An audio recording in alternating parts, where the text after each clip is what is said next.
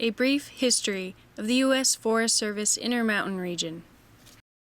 The first forest reserves were created in 1891.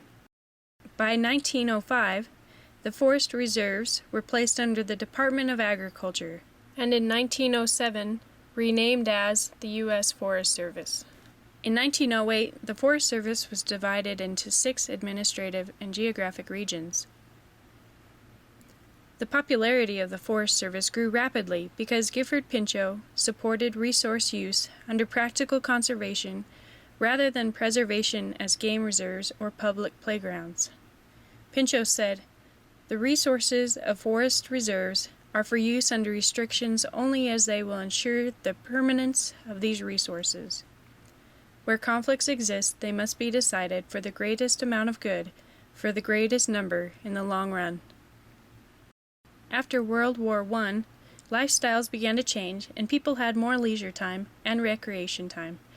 During the mid-1920s, the largest recreation increases came in picnicking and transient motoring.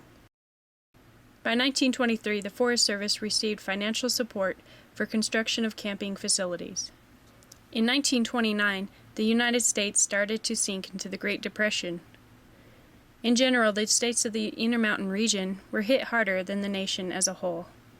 The impact of the Depression on the Forest Service in the region was very significant because of additional public work funds, particularly those given to the Civilian Conservation Corps, the CCC. As early as 1932, Congress appropriated additional funds for forest highways and trails to assist the unemployment. The greatest importance of the work of the CCC was the building of erosion control devices, roads and trails, and recreation facilities. The CCC did a lot of work in protecting watersheds from previous cases of erosion caused by flash floods. Crews built several ranger stations, many of which are still in use today. Before the CCC was organized, the region received very limited recreational funds. The National Advertising Council, state foresters, and others assisted in carrying on a campaign against fires. The Ad Council originated the Smokey Bear idea in 1944 and issued the first poster with the slogan, "Only you can prevent forest fires," by 1946. After the Second World War, people sought recreation away from the towns and cities in which they lived in levels much higher than before the war.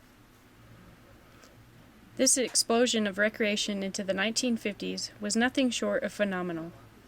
Recreation visits increased 213% from 1949 to 1959.